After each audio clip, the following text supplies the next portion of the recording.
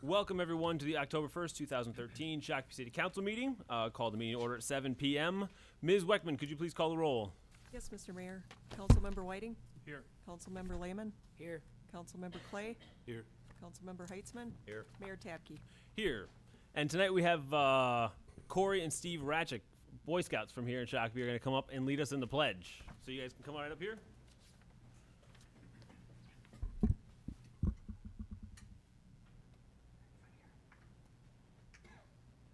Yeah, you got to be on camera.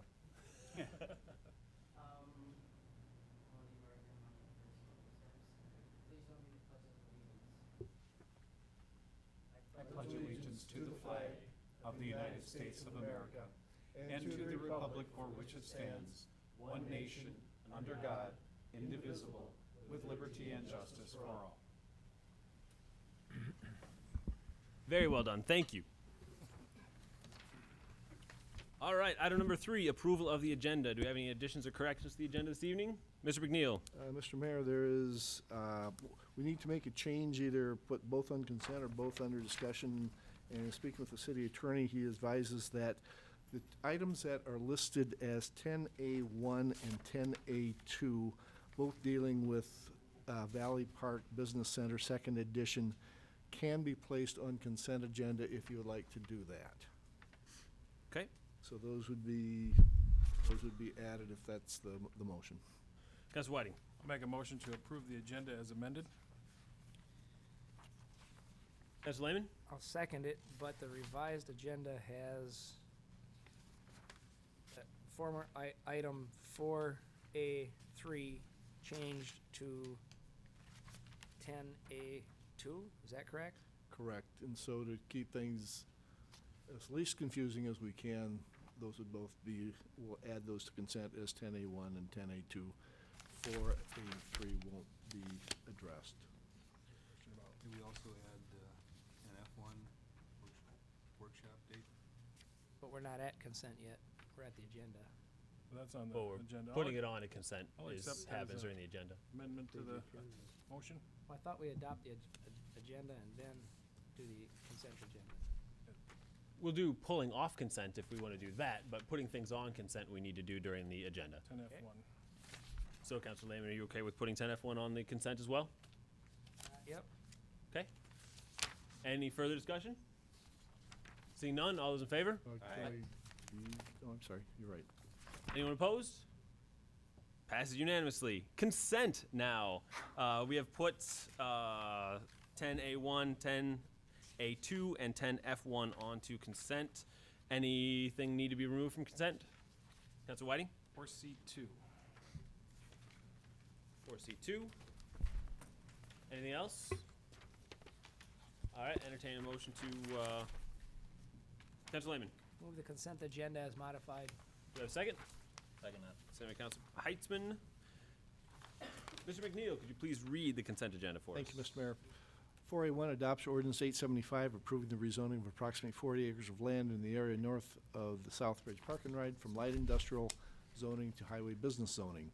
4A2 adopts resolution 7366 setting a public hearing date for November 19th to consider the vacation of public right-of-way and drainage and utility easements in South Parkview First Edition. 4A3 was removed from consent agenda. 4B1 adopts resolution 7367 ordering the abatement of hazardous conditions for a structure located at 6079 Oxford Road North.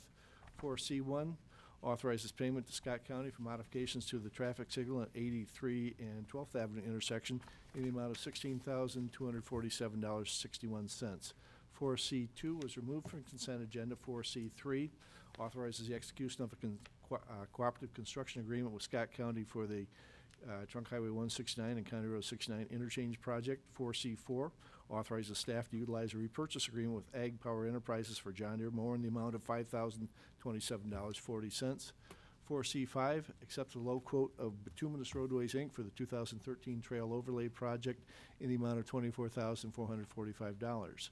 4C6 authorizes the purchase of Outlot B in Whispering Oaks plat for the amount of $400.65. 4D1 authorizes the appropriate city officials to enter into contracts with Medico, which authorizes a continuation of current employer contribution levels for 2014 health insurance plan for employees.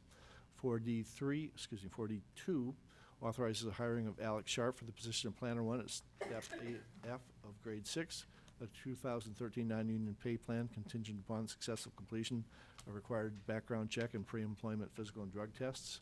For E1, approves the donation of and construction of dugout roofs at Green Meadows Park by Shakopee Youth Baseball Association. For F1, approves the payment of bills and electronic transfers in the amount of $1,431,094.96.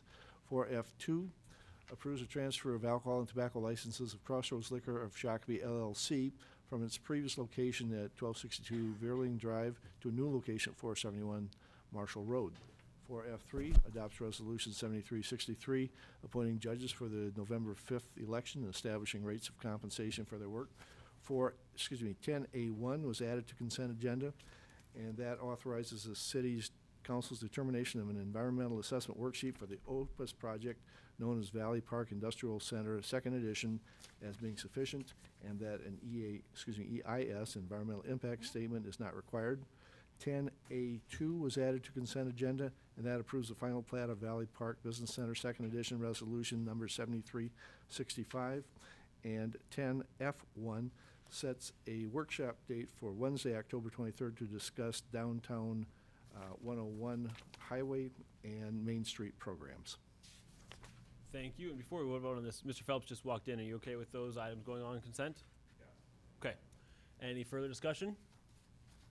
Seeing none, all those in favor? Aye. Anyone opposed? Passes unanimously.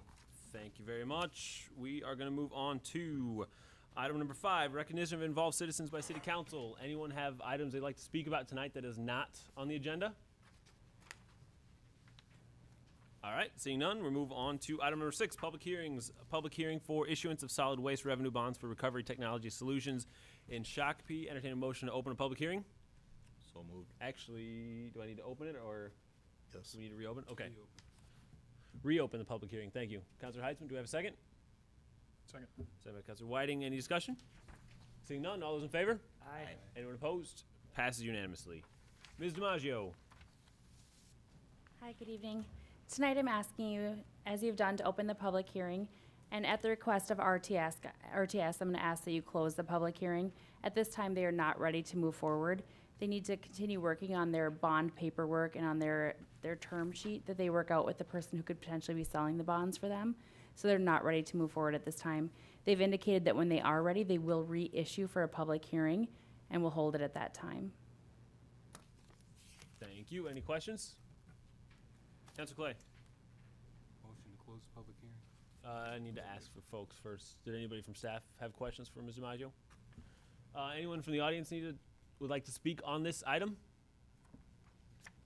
All right, seeing none, entertain a motion to close the public hearing. Councilor Clay. I changed my mind. Sure you did. Too late. Move to close public hearing. Do you have a second? Second by Second. Councilor Lehman. Any discussion? Seeing none, all those in favor? Aye. Anyone opposed? Passes unanimously. Thank you. Item number 7, business removed from consent agenda. Councilor Whiting. Item number 10, 4C2. 4C2. Yeah, I'd like to talk about this. This is an ordinance change to change the time of work on a Saturday from, it looks like 8 a.m., 9 a.m. to 8 a.m. was recommended. The Ryland Homes requested 7 a.m. I did have a chance last week to talk to a homeowner. Many of you got the email on this.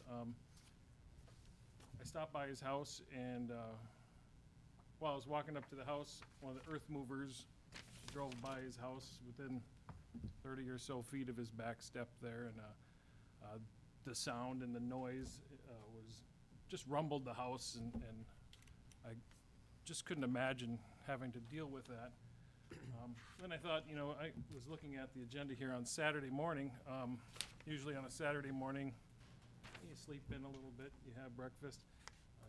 It's kind of a slow waking up day. I just can't imagine having to deal with what I went over and witnessed and then add more time to it. Just the quality of life that this particular homeowner was dealing with at the time just seemed unnecessary to add another hour to that. I mean, with 1 hour change to this is, over 8 weeks, you might get an extra day out of it. I just think the quality of life in that neighborhood is so much better if, leave it as it is, I think. That's my say on it. Councilor Lehman. I spoke with a gentleman too, that Councilor Whiting was referring to, and I would go a step further. I would direct staff to talk to this developer and have this developer have a neighborhood meeting with the neighborhood to find out what the real times and concerns are, and try to see if this developer is willing to address them. Whether it's different traffic patterns for their earth movers so close to the houses, or what time of the hours is this neighborhood really looking at to have their piece, if they can come up with that. It never hurts to have a little meeting and gathering and kind of clear the air, so to speak. Mr. Loney, you have anything to say? Well, it is construction, and it's the extra hour just gets them going and gets it done quicker. We have done it in the past, and it hasn't been a problem. I think the issue you're referring to is the late evening hours that have been a problem. Talked to the developer, talked to the contractor about that. He did mention to me that some of that issue was other people coming onto the site and stealing rocks late at night. But the equipment, they shut down at 7. We put them in our specs at 7. City code does allow them to go to 10 o'clock at night, but we put a restriction on them on our contract so that they can quit in the evening. Yes, it is heavy construction. It's 7 to 7. They're up against the clock to get that subdivision in. That's why routinely a lot of these developers ask for that. 1 hour they asked for 2. I always said, no, we only go to 8. Usually we've done that and hasn't been a problem. We recently gave Hinch's over in County Road 17 till 7 and other contractors. So I think the issue you're referring to is in the evening, and I think we have addressed that. But again, it's a council decision. They'll obviously appreciate the hour. It's usually the contractor, they're working 6 days a week. They want to start earlier so they can end earlier and have a little bit of a weekend. That's usually what happens here. But again, it's a council decision. Okay, Councilor Whiting. Yeah, if you can imagine living next to a construction zone, it's going to happen, but there's just so many noises and distractions with the banging of tailgates on dump trucks, and the backup beeping is loud enough so that it's a safe work area so somebody doesn't get hurt. There's a lot of noise, a lot of things going on. To extend that when it's next to a residential area, I think we really need to take a look at that when construction is that close to residents. You want to do good for business, but you really got to remember that the residents here have a quality of life issue, and that's important to try and remember as a council. Okay. Any other comments or thoughts on the item? Councilor Lehman? Mayor, what's 30 feet away from your back step? Is there right-of-ways, roads in between here? I talked to the gentleman, I didn't go out to his house. So how are they, is there no other option for this construction equipment, especially the heavy stuff, to get the job done without driving within 30 feet of people's houses? Well, I haven't been out there. Mayor, members of council, I haven't heard anything about this. The resident hasn't called me, so I'm at odds of when somebody says 30 feet. Depends on where the property line is. They have to do the grading. Yes, they can use smaller equipment perhaps, but most of this big dirt work is done by scrapers and backhoes, and it's all big equipment. Yeah, I drove out there and looked at the project a couple times, and there is a significant amount of dirt being hauled in and moved, and there's a lot of work being done on that site. And I guess if I lived out there, I wouldn't have a problem with them starting an hour earlier, because the more work they can get in now, the sooner they're done and out of my hair. That would be my, if I had as much hair as you have, Councilor Whiting. But that would be my thought on it. So I don't have a problem starting an hour earlier to get it done and out of there as soon as possible. This particular house is set a little quite a bit farther back than most of the rest of the residents in that area, so I can understand that issue. And it is right on the curve, so he's catching it from both angles. Any other thoughts or questions on the item? Do we have a motion for this one? Item number 4C2. Anyone like to make a motion? Just looking forward here.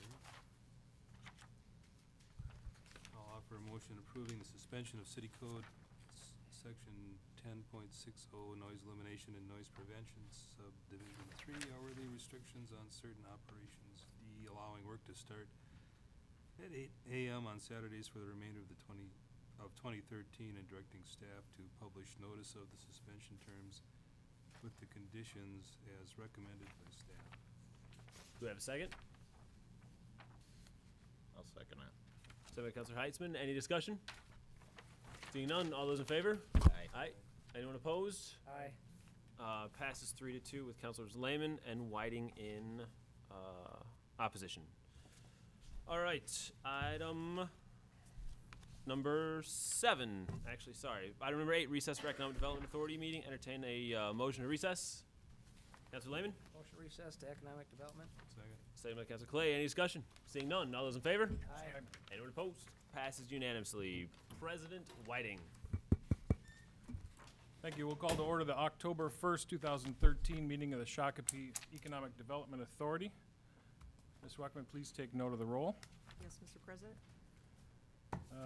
Item number 2, approval of the agenda. Is there any additions or corrections to the agenda?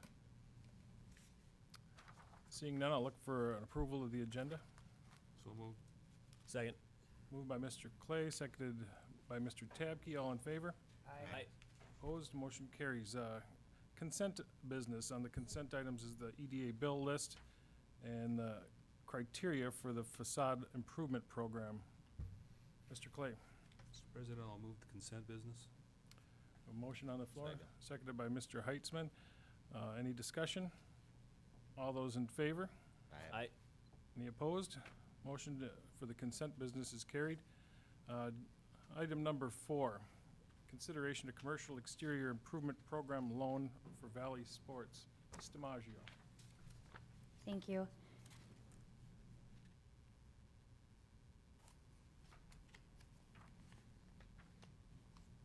We have our first application for our new program, for the new Commercial Exterior Improvement Program. Due to the timing, unfortunately, I apologize for not having a new application made, but hopefully by the time we have another application, we'll have a brand new one that reflects our name change. Mr. Jansen has applied to have some work done to the exterior of his building. I know previously he'd applied for the facade program to have new windows put in his building. During this time, he's actually asking to do some alternative improvements to his building. I took some pictures. Some of the things that he's listed that he wants to do is paint, he wants to do some block repair, he wants to power wash the building, and he wants to put a new awning on the building. So I went around and took some pictures of his building where you can see where some of the brickwork needs to be replaced and paint needs to be done. You can see the new awning on the front. I believe everything that you see that is green will be painted green, and I think there's some trim that needs to be painted as well. There's a side shot of it. As far as where the brick repair is, I'm not exactly sure. I see various spots on the building, so I'm hoping that he'll get those addressed as well. And then the back of his building that will also be repainted.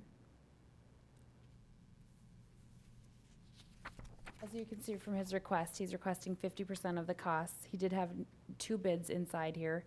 He's going with the lesser of the 2 bids. So for the total project cost of $6,675, he's requesting $3,337.50.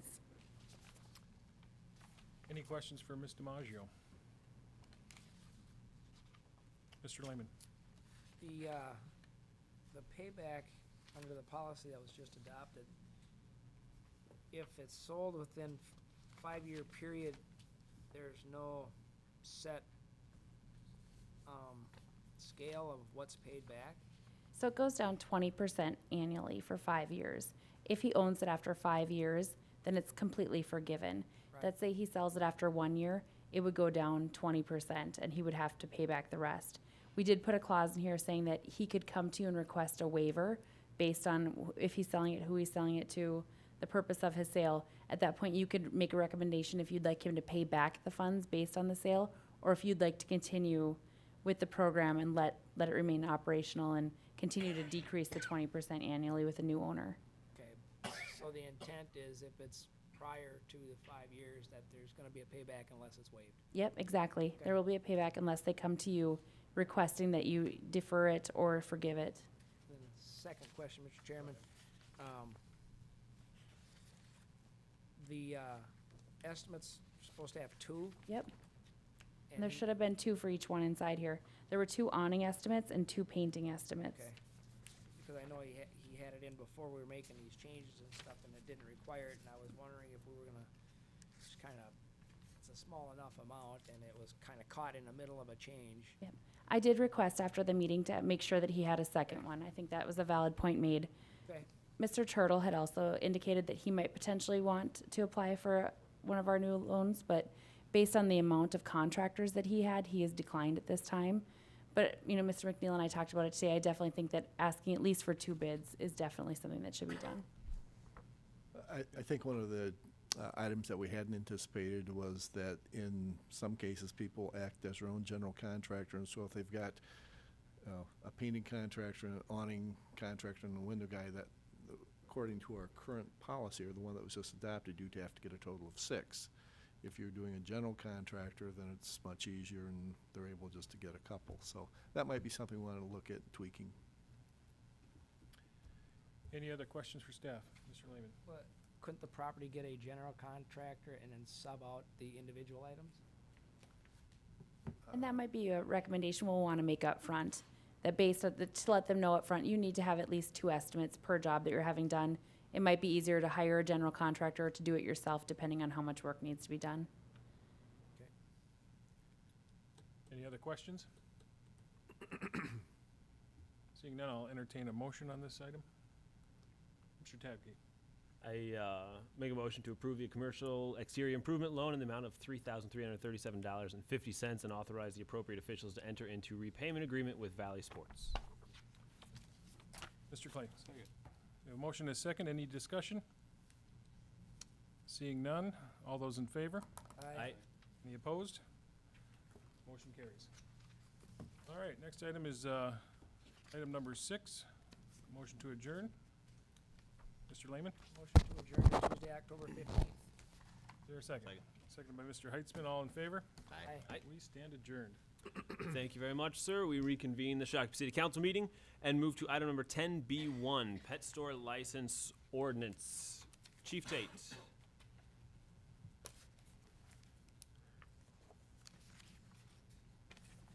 Thank you, Mr. Mayor, members of council. Tonight, we are proposing ordinance number 873, which would require pet stores to be licensed within the city of Shakopee. If adopted, staff also recommends ordinance number 874, which amends the 2013 fee schedule to include pet store license fees.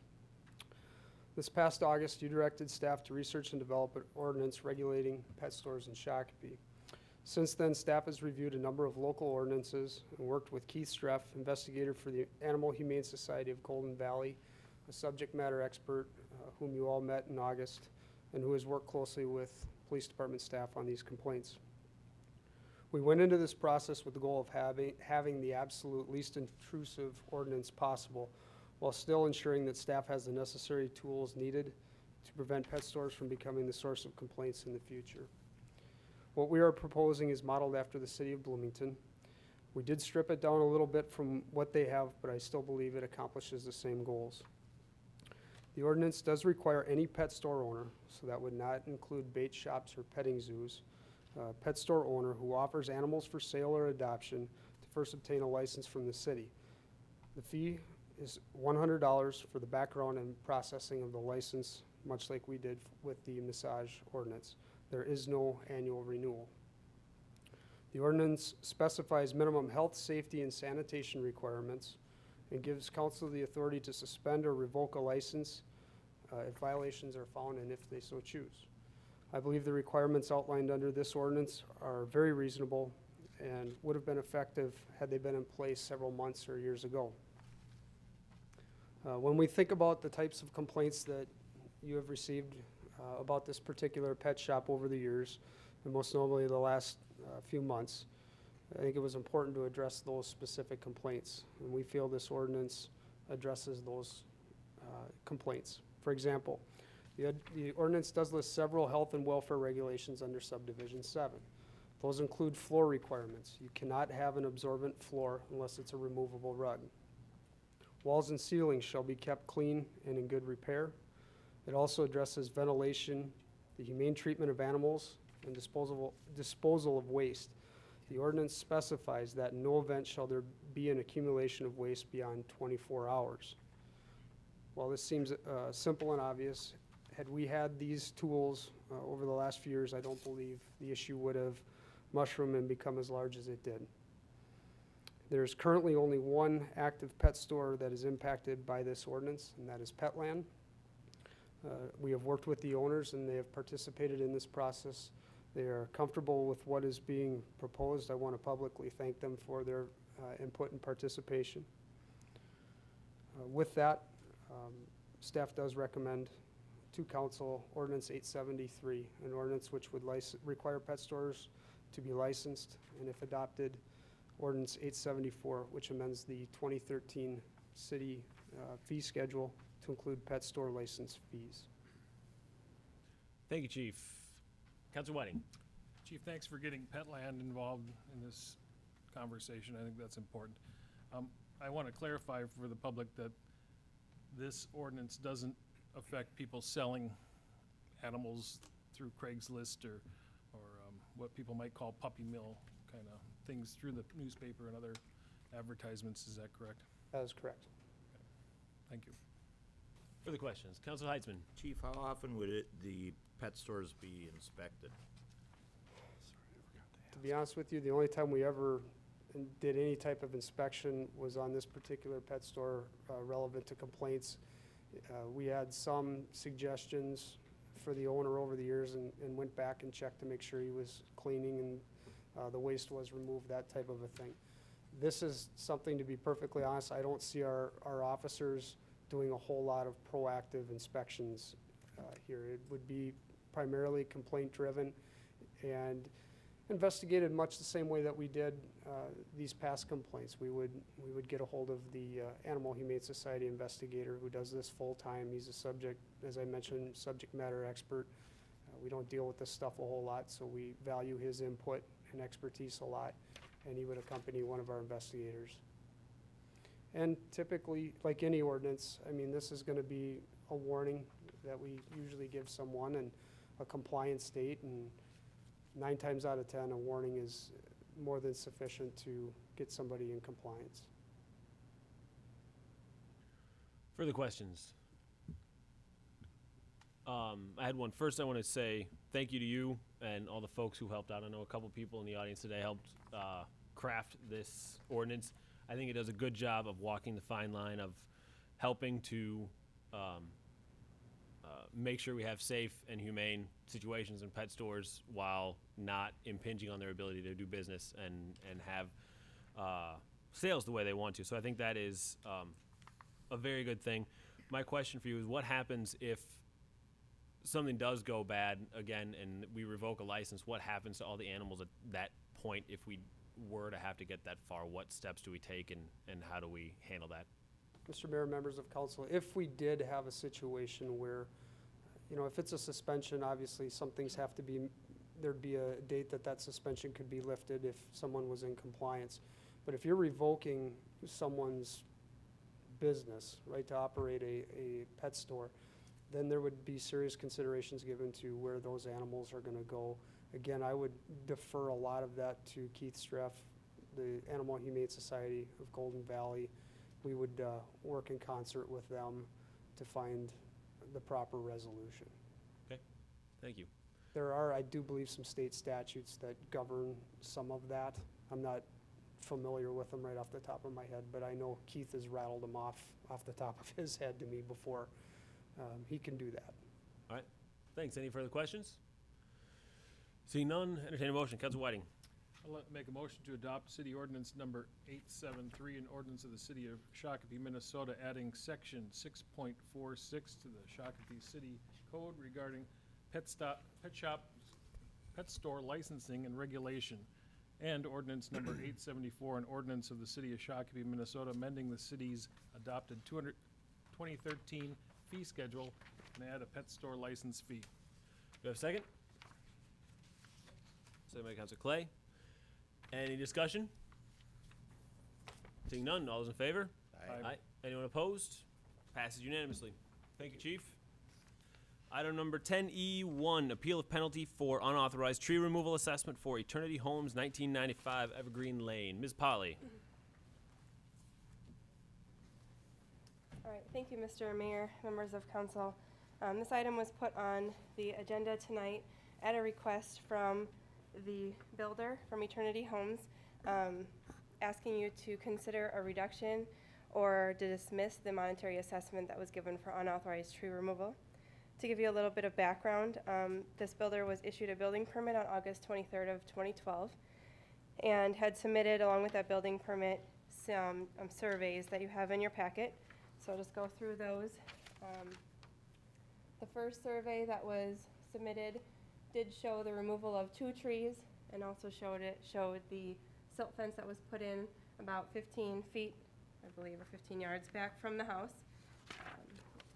Then as you go through, just rip this off. Then as you go through the memo, there was a woodland management evaluation and compliance form filled out. That did require that tree protection fence, and that is what was approved by staff in our building department at the time.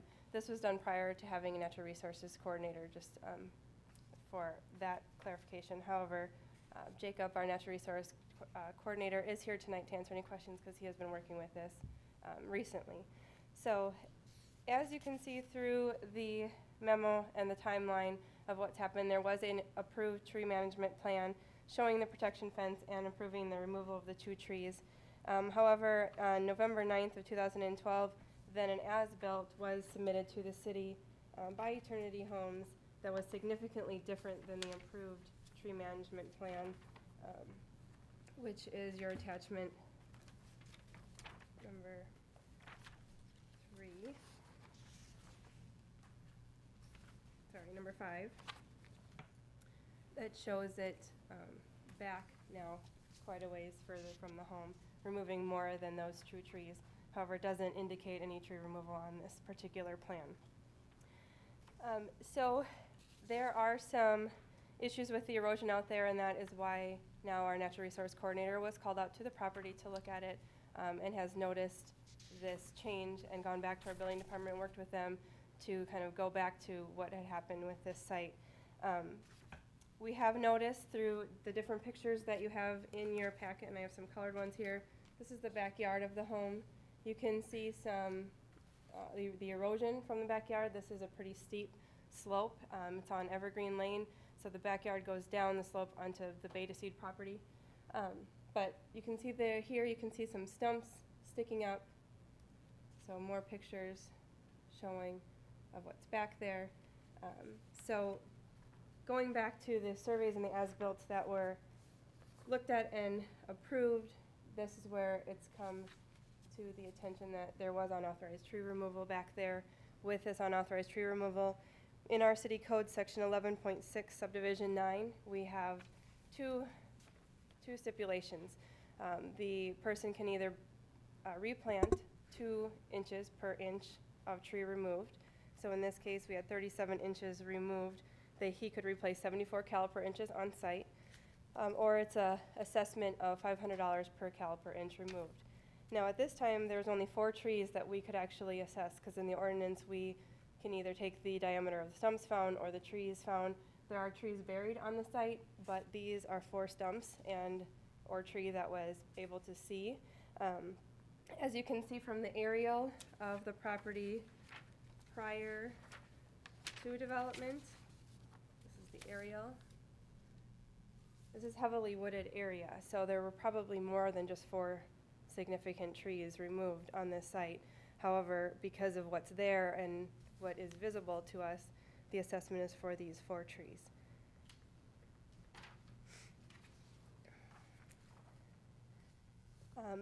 The rest of the trees that are out there that could be possibly hurt in the future, that have also been the result of this, is as you can see, these are trees that are currently still on the site within that silt fence. But as you saw in the last picture that I had up, they are buried, some up to 18 inches, which eventually, if this grading isn't corrected and brought down to that root flare, they will be killed, or they'll die, and they'll be at the expense of the homeowner to remove them, unless this is corrected here. So, and those are not included in the assessment either, because right now they're standing and alive. However, they will be affected in the future. So with that, I do believe Mr. Pat Flynn is here from Eternity Homes to speak to you as well.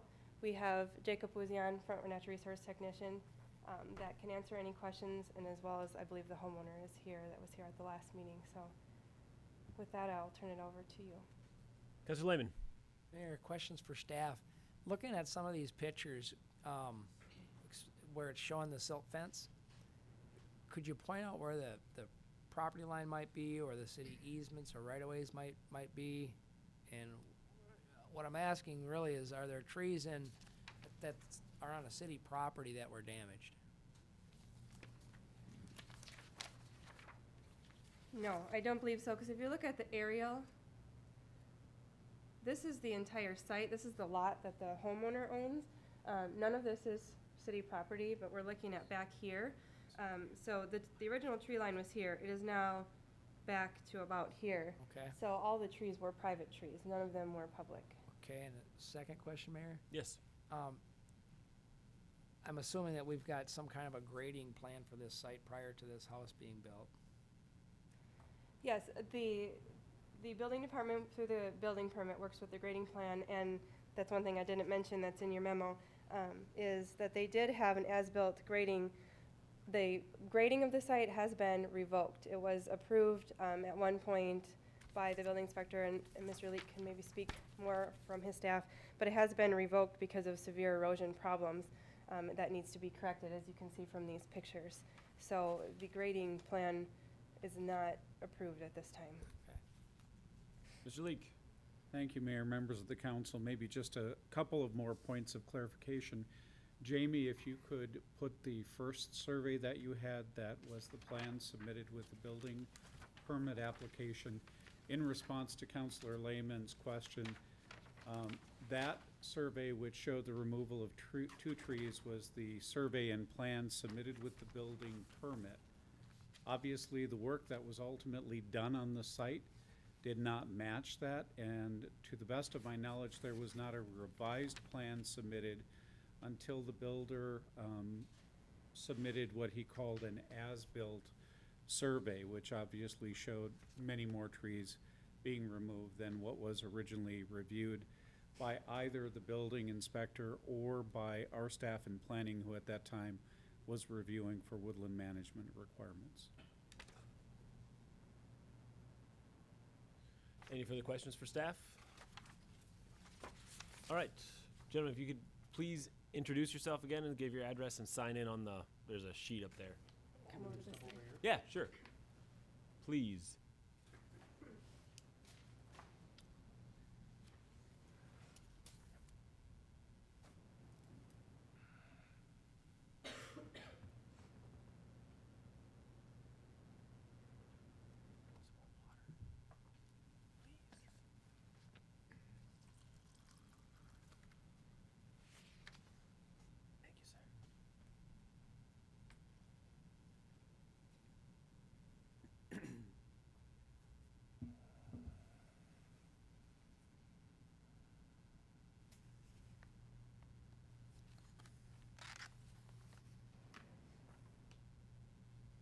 Speaking in here. Yep, either of the mics up there, yeah. My name is Patrick Flynn with Eternity Homes. When we started this process, we submitted a building permit with the surveys, and they asked after we submitted for the building permit for the tree preservation plan, which we submitted to the city of Shakopee, which is exactly what she showed. I guess you want me to show it on however she did it here. Which I agree, that is the one that we submitted. I met with Jim Davis. After the foundation was put in, we do a foundation as-built to verify that the foundation is put in per the survey. At that time, when I met Jim Davis, we looked at the land behind the house, similar to the house. We built houses on both sides of this house, and said what we proposed for the final grade, because it was much steeper. As you can see the topo here, it's very steep. So what we proposed was to match what we did on both sides of the house, previous would be 1987 Evergreen and 2003 Evergreen. When I met with Jim, I says, we proposed that we would just match that grade, and there was I think there was 3 additional trees. One was dead, that we had mentioned to Jim Davis that we would cut those trees down and grade the yard per what we did on the other yards, which was already approved. He said, that's what I would do. I agree with you. So that's what we did. The problem, I think, what we did is we didn't put a form over to the other part of Shakopee. We met with the city of Shakopee, told them what we were gonna do before we did it. Pretty much asked them what we were gonna do before we did it. They agreed with that. And then we did that. We shot as an as-built grading survey. They approved the grade. When we were working on the landscaping of this home, winter hit last fall. We were unable to complete the landscaping to put the sod in. So some of the pictures we saw where the trees were with the mud in it, well, that was the spring rains. If you remember how wet it was this spring, it eroded down the hill before we could get in to do the landscaping. The homeowner had taken title, who was here, so we had been going through with the homeowner to get the landscaping specs done to the way he wanted it to, which took some time. Currently, the grade is done. Currently, it's approved. Currently, the sod is done. Currently, all those trees are protected and not being harmed. All that dirt was basically brought back north, south, I guess would be from there, because it washed down the hill because we were unable to complete the landscaping previous year. So it is done now. It is approved again. We didn't try to cut any trees down that was unauthorized. We met with the city. We told them what we proposed to do. They agreed that they would allow us to do that. We had the grade shot. It was approved, and we got a temporary CO for the homeowner to move in until the landscape was then done. The landscape, the temporary CO, the temporary as-built grade was revoked because the erosion had pushed enough dirt down the hill to affect the grade. So the city said, we're gonna revoke that. We want you to get the grade back, basically bring the dirt back where it was, and then get it reapproved before you did the landscaping, which the homeowner actually did the landscaping himself and finished it off. Once he took title, there's limitations of what we could and couldn't do on the property anymore because we didn't own it. The homeowner bought it and had title. So we're still working with some of the punch list items on the house and everything, but the landscaping, so everybody knows, is done. We never contended that we didn't cut down a couple of trees. We didn't try to do anything underhanded. We didn't try to sneak anything by. We told the city what we were going to do in front. And when I met with the individuals about this fine that we don't agree to, is like, I can understand your ordinances, but I can understand that you don't have the authority to change the fine or waive fines or change ordinance. They're looking at it as this trees in their department is unauthorized, but in our eyes, we met with the city officials that we've dealt with from the get-go. That's who we submitted it to. That's who we asked for approval. That's who did all our inspections.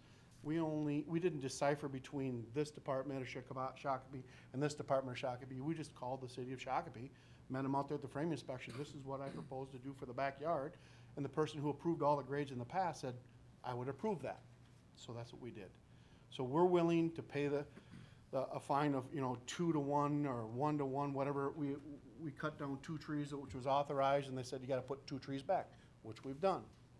If we have to put 2 more in there because we had to cut trees down to make the grade work because of the natural grade of this yard, and we didn't do the right documentation, we're willing to put those trees in. I don't know that Mr. Brueggemann would be willing to put them on that, but we have one other house in the city of Shakopee we haven't closed on that is sold, that we could probably let that buyer pick a couple extra trees to put them on that lot so they're still in Shakopee. We're not trying to be argumentative. We think 37 trees or $18,000 because we met with the city, we thought we did the right thing, and we feel like we're being penalized for something we didn't do maliciously in any way. Thank you. Any questions for Mr. Flynn? Councilor Clay? You say you met with the city, where, when, and with whom? Say that. You said you met with the city. I'm wondering where, when, and with whom? I met in the home of 1995 Evergreen, looking out the the living room window at the backyard with Mr. Davis, the city of Shakopee, on or about, I believe it was August 5th, when we were doing the framing inspection. The house is in, the house is framed. You can see the topo of the backyard, the winter's coming. We proposed, at that time the house was sold. We had told the buyer I stood in the same window and talked to the buyer about after what the city said we could do, is this is what the city will allow us to do, and this is what the city won't allow us to do. So I kind of concluded whatever Jim Davis said we could do, I brought it to the buyer and explained those same words to the buyer. Okay. Leek had his hand up. Oh, Mr. Lee. Mayor, members of the council, Mr. Flynn, I think it's important, and I'll try to be as fair as I can, to say that Mr. Davis and Mr. Flynn do not recall having the same conversation. And I find the testimony a little bit interesting in that Mr. Flynn indicated that they met on site for foundation as-built inspection, and contends that that essentially bootstrapped approval of all the tree removal. I've heard him say that 3 additional trees were removed, and the implication in the staff memo is that it was significantly more than 3. So I'm not sure what's going on here. This is not the first site that this builder has built on that was subject to the Woodland Management Ordinance. I think that it is a little surprising they thought that a casual conversation on a foundation as-built inspection resulted in the approval of a plan that had not been submitted with those kinds of revisions. It was technically the framing inspection. We had submitted the In grading. your first testimony, you said foundation, so I stand corrected. My point is, you'd been through this process before. You didn't submit a drawing that reflected the changes that you were talking about generally on site. You'd been through the process before. I just find that a little bit surprising. And as I said, I think these 2 gentlemen remember different conversations in terms of their ultimate implications. Thank you, sir. Councilor Lehman. Mayor, I'm trying to get over how what's on the screen right now says they're taking 2 trees out and they're gonna replace 2 trees. What caused it to go haywire from that point? The 2 trees that you see here on the grade would not be able to survive after the house is put in and a proper grade maintained for the erosion of the yard.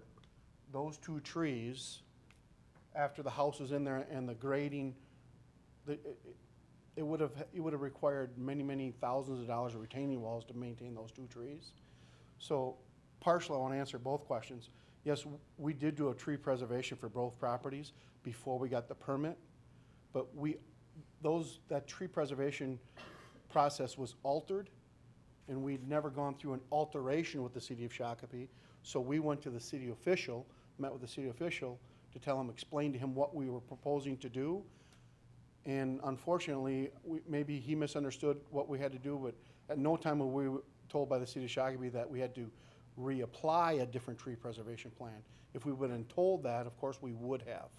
I met with the city of Shakopee, explained to them what I wanted to do to make it the best for the property, to match what we did on the other 2 properties, and that was an agreement that we arrived at. And the only proof that I could really have other than that is Jim Davis approved the grade more than once with exactly the way that we proposed to do it, which it currently is today. Question for staff, Mayor. The 2 trees that were supposed to be replaced on this map in front of us, why would we have them put trees on such a steep grade? They just have to be on the property, and one has to be in the, Thank you. The trees don't have to be specifically on that grade. When we have replacement trees, they just have to be somewhere on the property, and per our landscaping ordinance, at least one has to be in the front yard. Okay. So where the other tree was put is up to building. And did he do that? I believe the 2 trees are in currently in the landscaping.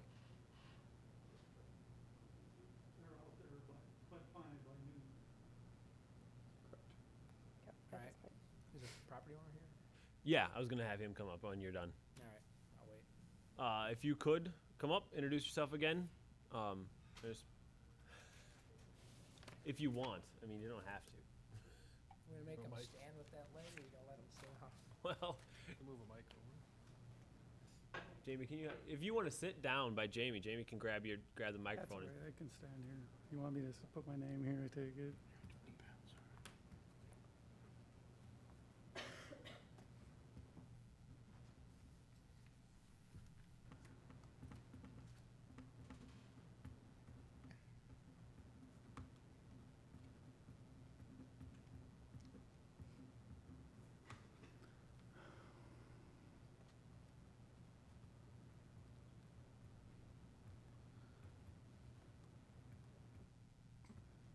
Okay, my name is Troy Begeman. I guess what questions do you have for me? Could you just state what you stated at the last? You were here at the last time Oh, that this was on the basically- agenda, and just go through that again for me real quick. Okay, as far as, basically, a lot of these trees were damaged in the process of building. And that's, like I say, the grade had totally, I mean, literally 40 yards of dirt rolled down this hill from basically December up until spring. I was promised that it would all be fixed by June, which it was not. These trees too, and then he came back to do some grading. I asked them not to damage the trees any further. All the trees were further damaged at that point. And then basically I ended up taking over the landscaping because I did give them the chance to come back and do it. It still wasn't done right. So I was pretty much given the option of doing it myself. At this point, we're getting, this is already being July almost.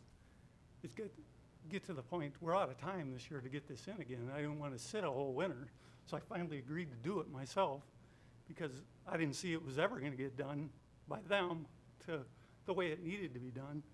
And I actually didn't sign a purchase agreement almost till the end of October on this house. I don't have the exact date. I think it might be October 18th possibly. So when he talks August, I was talked to. That's not true. I mean, it's all documented. Thank you. And then, like I say, them trees were further damaged, and as far as the dirt, I ended up pulling all that dirt back up, and then the trees, he ended up, in our agreement, I agreed to it, but that I ended up having to get these trees myself and place them. That's Lehman. You planted the 2 trees that they were required to plant? That's correct. Is that a true As statement? an agreement that we had come up with, though, We credited him the money for those trees which, on top of his landscaping allowance, because we agreed to the city of Shakopee to replace the trees. So he got a landscape credit because he wanted to do his own landscaping, he didn't want us to finish it, so we gave him all of that money back. And then we also gave him money on top of that to pay for the trees, 2 trees that we agreed with the city of Shakopee to install, because we didn't have title of the property. The homeowner just decided to do his own landscaping, so we gave him a full credit of the landscaping, partial credit, I guess, because we did some of the work for him. And we included the 2 trees. So the agreement that I had with the homeowner, that he would plant the trees with the agreement of the 2 tree replacement of the current tree preservation plan that we have. All right. Thank you. Any further questions for the homeowner or what I got. the builder? I'd still like to say a few things too. Okay. Them trees were totally my doing. He had nothing to do with it.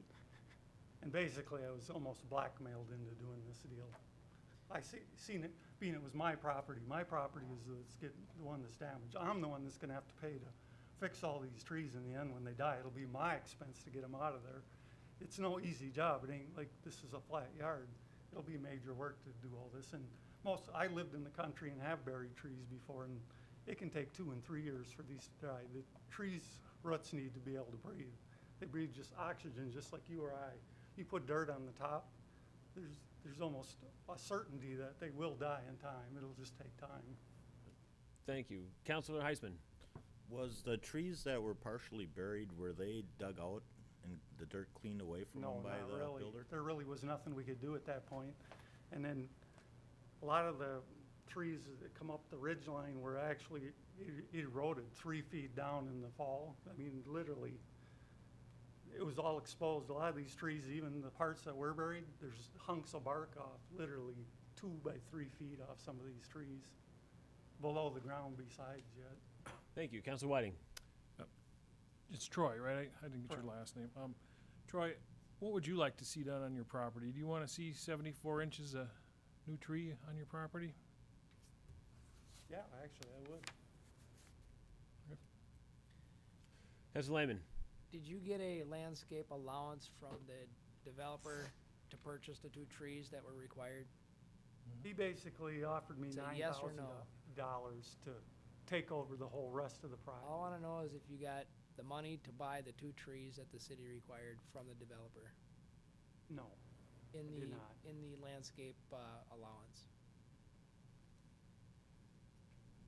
Not technically, because what it was is I do all the work, included whatever landscaping. Originally, my original contract was supposed to include 20 bushes, it's supposed to include rock all the way around the house. There was a bunch of other stuff included. It was supposed to be, half the yard was supposed to be sodded, it was supposed to be irrigated. I took over the irrigation, the sodding, the grading.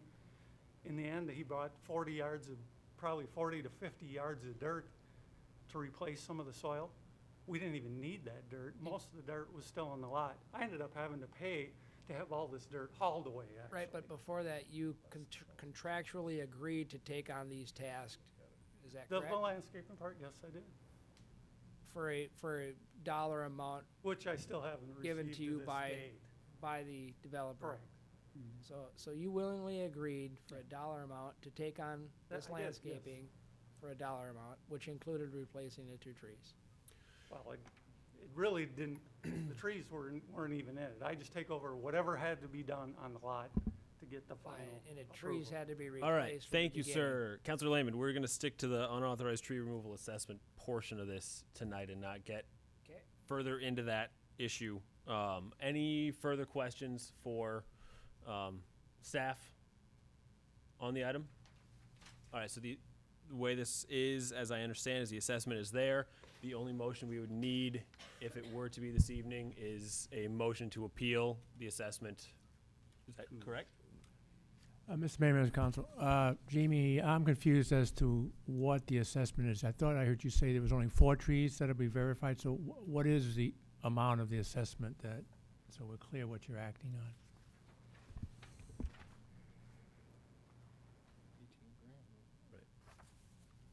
And thank you, Mr. Flynn. I don't think we have any further questions at this time. Do you have the exact amount? $18,500 for 74 caliper inches I was is gonna what say, it does not in a. shows. So, yes, oh, here it is, yep, sorry. The assessment is $18,500, and that is for the 37 caliper inches that were removed at $500 per caliper inch. The other portion of the ordinance, that's the financial assessment that's given, but the developer or whoever is getting the assessment has the option to also replace 2 caliper inches for every inch removed. So 74 caliper inches could be replaced on the site. Mr. Mayor, the reason I asked that question is I thought I heard, and maybe I misheard, that there were only 4 trees that you could verify. Maybe I misheard 4 something. trees is what we verified the assessment off of. So those Oh. were the ones that that were down, removed that we could measure. So you used the 4 trees to verify the size of the trees that were removed? Correct. I see, okay. Yes. I just wanted to get that clarified. Thank you. Councilor Whiting. And according to our ordinance, it's the fine or the replacement of the trees, 74 inches, and that's up to the developer who makes that decision? Yes. Mayor, members of the council, Jamie, I would suggest that the decision about which remedy to provide if you decide to uphold the determination on the removal would be up to the city council. Mr. Thompson, don't you agree? I'd have to take a quick look at the code and see exactly what it says.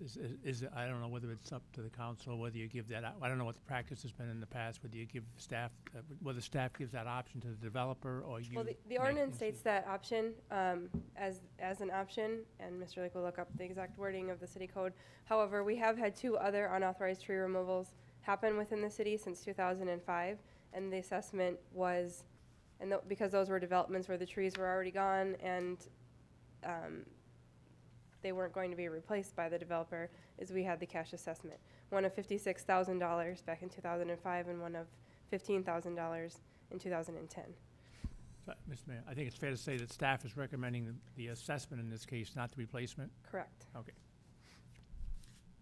Mayor, members of the council, Mr. Thompson, the actual language is found in 1160. It is, not sure of the subdivision. Subdivision 9. Thank you. Subdivision 9, item F. And it simply states, any person, firm, or corporation who removes or causes the loss of trees identified to be preserved on approved tree management plan shall be required to complete one of the following as determined by the city. And then it spells out the two options. Then Thank I you. agree, it's determined by the city. Thank you, Mr. Link. Okay, so council, how would we like to handle this? We need to decide this evening if, A, the penalty of some sort stays, and then if the penalty does stay, as it is identified by staff, if it shall be a planting, if it is a cash penalty, or I suppose a combination thereof in some sort. So what do we wish to do? Councilor Lehman. Question, if we decide as a body to plant trees, I'm under the assumption, from what I've heard, that the property owner doesn't really want the developer to plant them. Would the city plant them? Who would be responsible for the planting? Well, at this point, the developer would be responsible for the planting. Well, the developer can't because he told us it's not his property.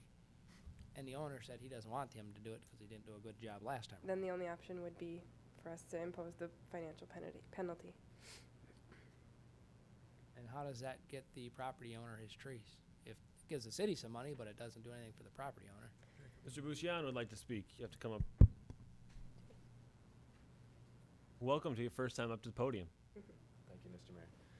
Mr. Mayor and council members, I just had a short thing to say. I mean, why can't we just hire a landscaping contractor to do that? I mean, it's not like Eternity Homes has to physically go out there and plant the trees himself. They could pay a landscaper to go and plant those trees. I was just gonna say that would be an option. Would Okay. that, Councilor Lehman? would the assessment be enough to cover that additional cost? My guess is it would be the cheaper option to replace the trees rather than pay the monetary fine, but. The 72 inches? I mean, that's something that we'd have to get, 74? Thank you. quotes for, I guess, but. Okay. That's Whiting. I think the homeowner has mentioned that he would like the trees. Correct me if I'm wrong, Troy.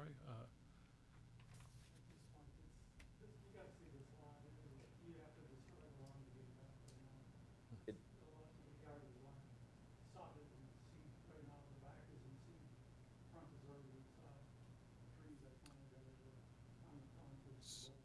So I think.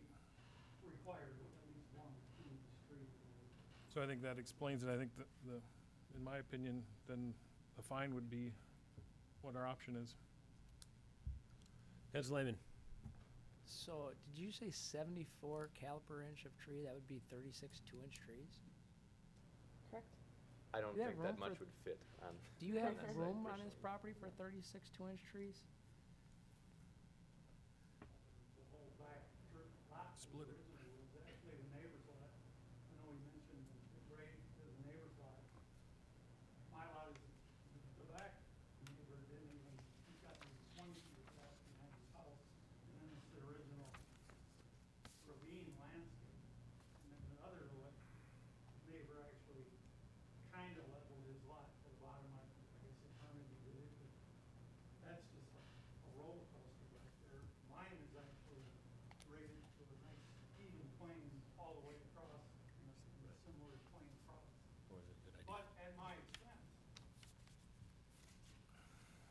Councilor Whiting. You know, it's not stated in our tree management policy, but what if we split this?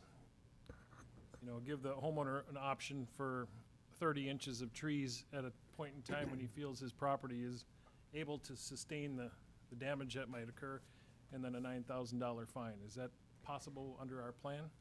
Well, what I would recommend to you as the city council is that one thing we could do is when we get these unauthorized tree penalties, we put them into an account that finance holds for us. That is one that you see during budget time that carries over from year to year. So it's not one that goes into the general fund. This is something, an account that we only use for tree replacement, tree work throughout the city. What I would suggest to you is that instead of trying to get certain amount of trees planted from the developer and a cash, is as our recommendation, do the financial penalty. We can keep that financial amount in that same escrow and work with the homeowner to however many trees that we can fit back in that property properly, and use that funds that came from his property to help him put those trees back in. And the city could work with him that way. Mr. That would be Thompson. my suggestion. Mr. Mayor, members of council, I think Ms. Polly's recommendations are good, but I don't think you want to mix and match. Now, that doesn't mean you need to impose the entire penalty. If you feel there's some lesser amount, that's completely within your discretion. The money would still get deposited into the tree preservation account and could be used either on this property if the property owner consents or other property. But I don't think you want to get in the business of ordering trees to be replaced on property the city doesn't own. It gets too complicated. I think you just make a decision on the amount of the fine, or have the trees planted elsewhere, but it's up to you. All right. I like that. Does anyone have anything in the form of a motion that they'd like to bring forward? Councilor Clay. I'll throw one out, see what happens. Move to council to uphold staff's recommendation for a financial penalty of $18,500 for the unauthorized tree removal assessment at 1995 Evergreen Lane. Do we have a second?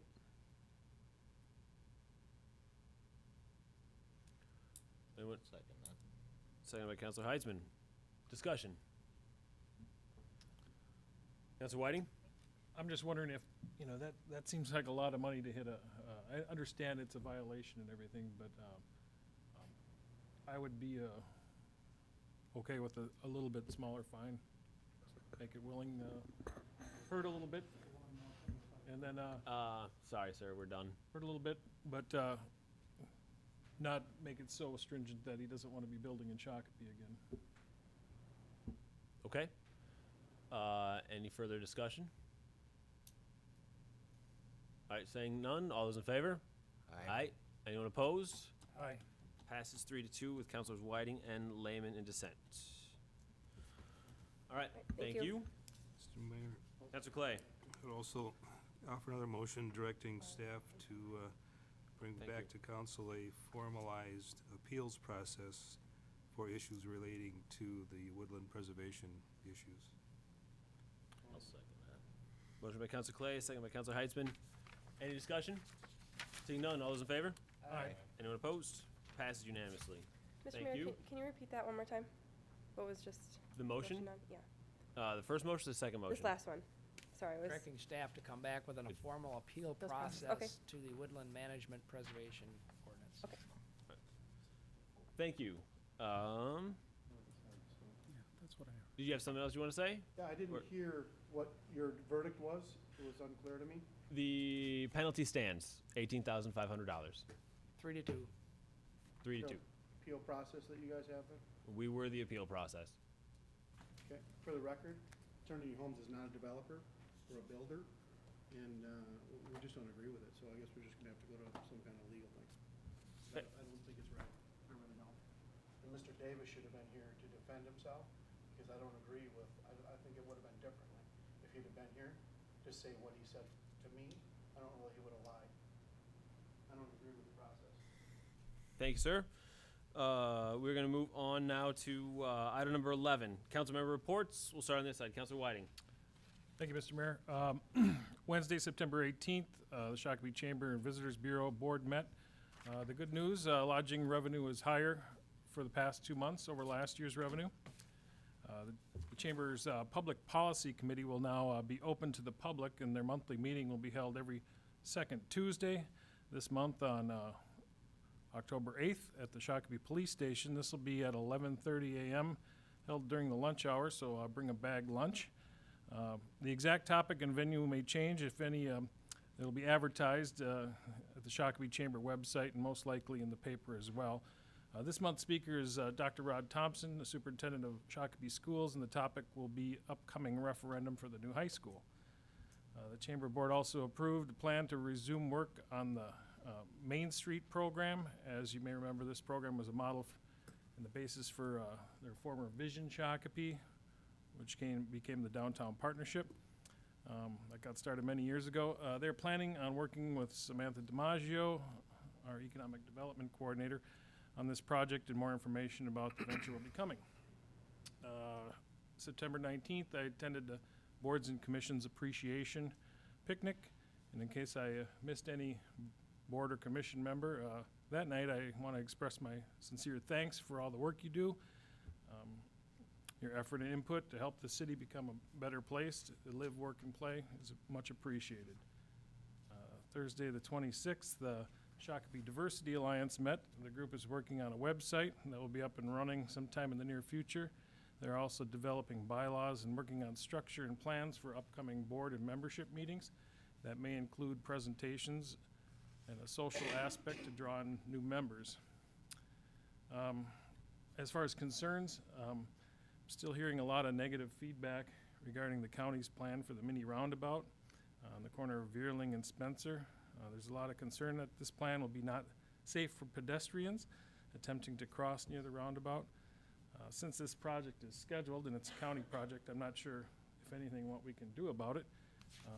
But I'd like to see if the Traffic Safety Review Board can work with the county and keep this intersection under close watch once it's complete, and report back. Thank you, sir. Councilor Lehman? 30 days met, didn't have a quorum, rescheduled their meeting. That's all I have. Thank you. Councilor Clay? No, nothing tonight from SPUC. Their first meeting of the month won't be till next Monday. But I am sitting here wondering on a different subject. In my 10 years on either the city council or planning commission, I wish I had a nickel for every time I've heard somebody say somebody at City Hall told me it was okay. Then I could, buy everybody donuts at You have a Perkins. nickel, That would be great. Councilor Heitzman?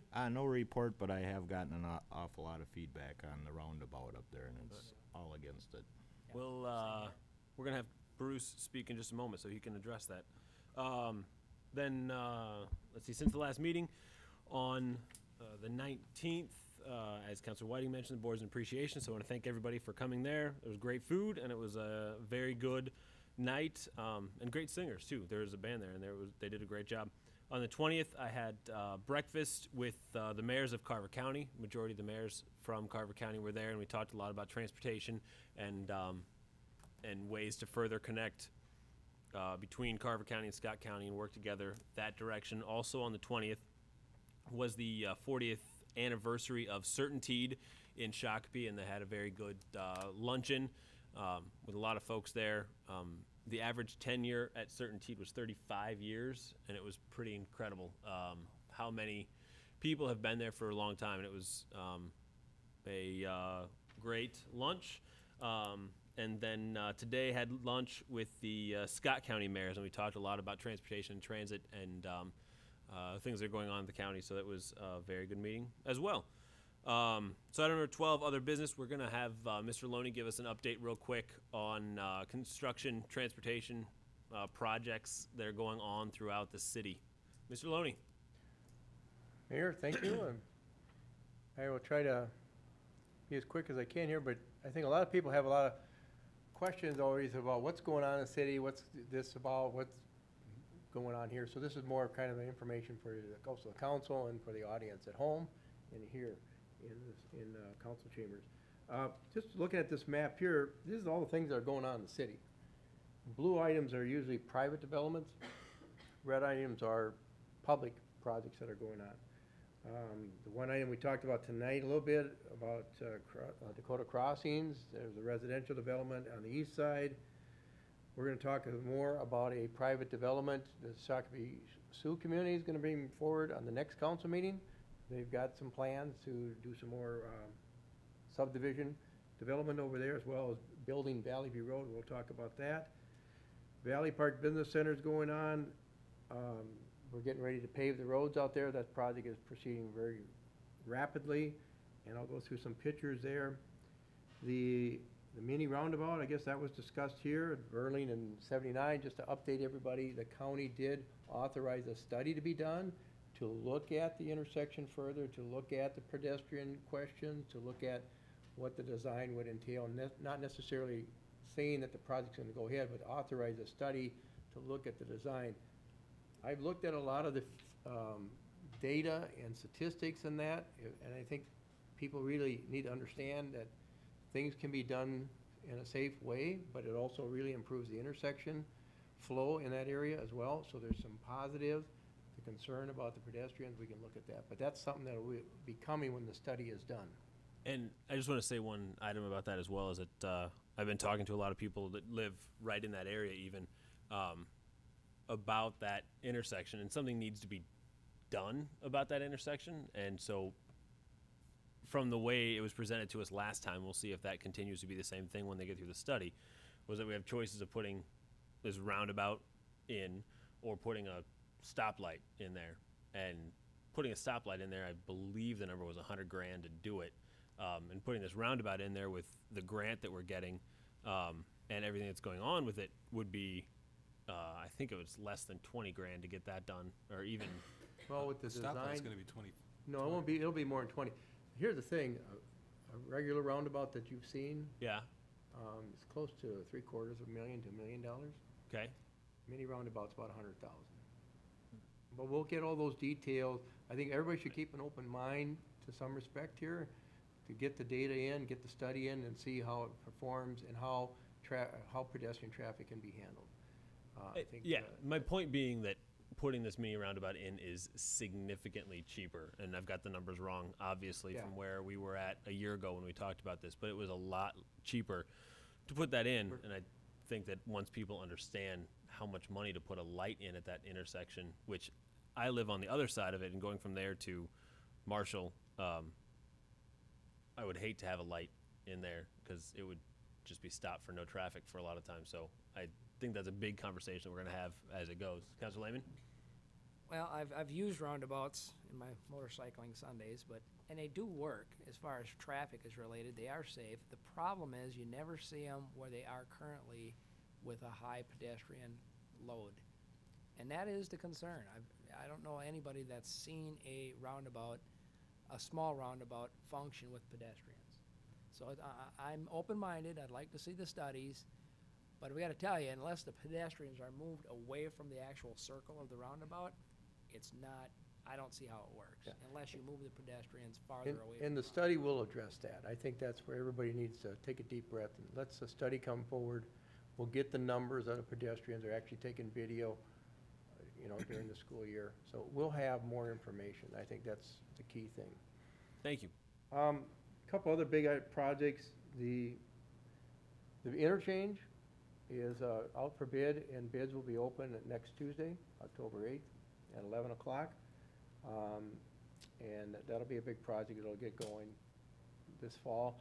Now, we have a lot of projects going on. Shutterfly, everybody knows about that. There's TE connectivity, 4th and Shenandoah. Shenandoah Business Park wants to get going.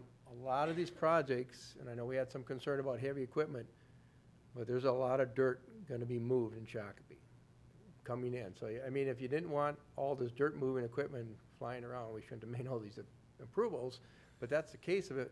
We're short of dirt in many of these projects. Shutterfly needs a lot of dirt. TE Connectivity has moved a lot of dirt, and there's other projects. There's 750,000 yards of dirt that's needed for that interchange, so that'll just give you an idea. That's Been a by lot my of. alley. Huh? Got a good pile going. There's a few piles over there. But I just want to go through some of the other little projects that we go on, because I think if I can bring them up here. Let's see, I haven't done this for a while. I think we go to the computer. There we go. Oh, We nice just started this work. project today. This is the, we're fixing up 4th Avenue in the upper valley drainage way. We're gonna put some retaining wall system in there, stabilize the slopes. We had some failing riprap in that area. And they just started that today. You see we're hitting rock right in here. We have to chisel rock to put the retaining wall in.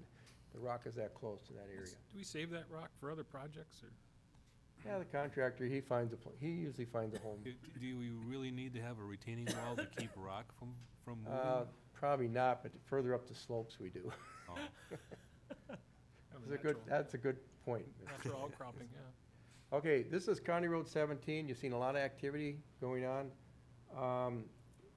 17 is not gonna be ripped up this fall, but they're gonna get a lot of things prepared so that they can move the small utilities in the area. And next year, 2014, is when most of the improvements are gonna happen on 17 and 78. Valley View Road, which is down in here, you've seen a lot of work, a lot of pipe is going in there, and a lot of grading going on. That's gonna be fairly well completed this year, and a lot of utility work getting done. Bruce, is road- Marshall closed right now? Yeah, Marshall's closed again, to put some utility crossings in north of St. Francis. So, but my understanding from the contractor and the county is that although they do have the right to close the road in certain times, he's gonna try and do most of the work under traffic. So, for the most part, it'll be done under traffic. Of course, we need to be caution to people driving through there. Don't go your normal speed when there is heavy construction going on, because you need to slow down. And this is Valley View Road, and there's a couple mountains over there. Mountains of dirt have been brought in from another grading job, and that'll be used on the project. But Valley View Road will not be open this year. We're not gonna complete it. To open it, it'll be next year. This is the Emerson Building and Valley Park Business Center. The curb and gutter's all in, the rock's all in. We're ready to pave. We thought we might be paving tomorrow, but not sure. If they don't get it tomorrow, probably after the rain hits and dries out. But there is a lot of work going on in that building. I've been inside it. It's really immense. If you ever go inside that building, it's unbelievably how big it is. And this is the work that's going on. Their parking lot's getting paved, so all the work that needs to get done this fall before it frees up is gonna happen. This is a picture just showing, we've cleared out an opening here. This is where it'll be, the box culvert crossing will be into Quarry Lake. So looking to the east, this is will be the Quarry Lake Park area. There's grading going on at Raceway Park. There's bulldozer races going on. Yeah. Monster trucks. A lot of trucks. But anyway, I don't know when the building's coming down, but they're out there grading away, and eventually, I just thought that'd be a cool picture to show. You're gonna have some nice motorcycle races right now, you know. Motocross, yeah. Anyway, and then this is Dakota Crossings. You talked about equipment. I mean, there's a lot of dirt being moved. Unfortunately, there are impacts to residential housing. This is a deep sewer, 25-foot deep sewer going in. So you have to subcut, what we call, or basically you cut the grade down so you can get the backhoes in there to put the pipe in. So they basically have to remove about 8 to 10 feet, then they're gonna put it all back. So there's just a lot of dirt being moved. So that gives you an indication of the area there. This is the site grading that is going on.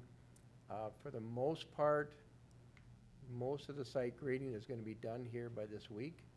So then we're just talking about sewer and water and street work going on. This is, I just thought this was a good picture. This is Atwood Street. Remember we talked about hydro seeding about 3 weeks ago? Well, yeah, it would be about 3 to 4 weeks ago. Actually, three and a half weeks. They came in here, I think, September 5th, did the hydro seeding, and that's the result. I think it looks pretty good. It actually turned out much better than we had anticipated. I think that's something that we're gonna look at in the future.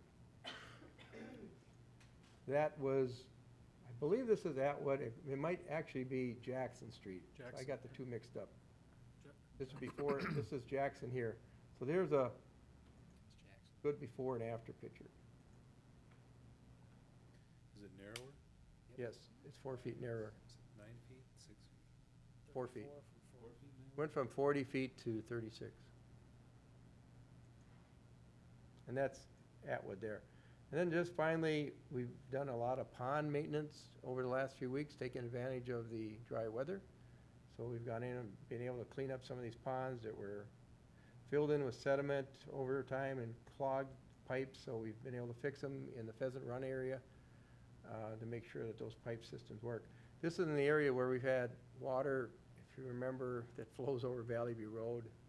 And because of it comes down out of the hills, and instead of taking a right going east, it's just so much water comes down, the existing channel can't handle it.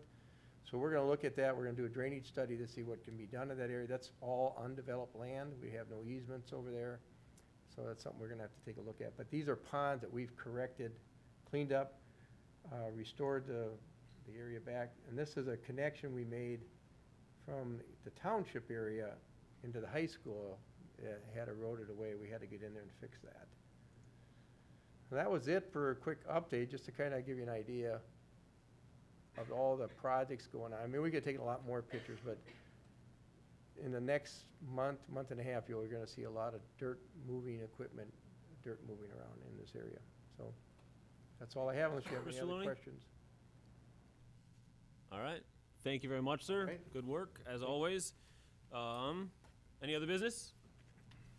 Seeing none, entertain a motion to adjourn to October 15th, 2013 at 7 p.m. Council Whiting, do I'll move to adjourn to October 15th, 2013 at 7 p.m. you have a second? Nope. Nice without a second. Second by Council Clay. There we go. Any discussion? Seeing none, all those in favor? Aye. Anyone opposed? Passed unanimously. We are adjourned at 8:27. Thank you much, everyone.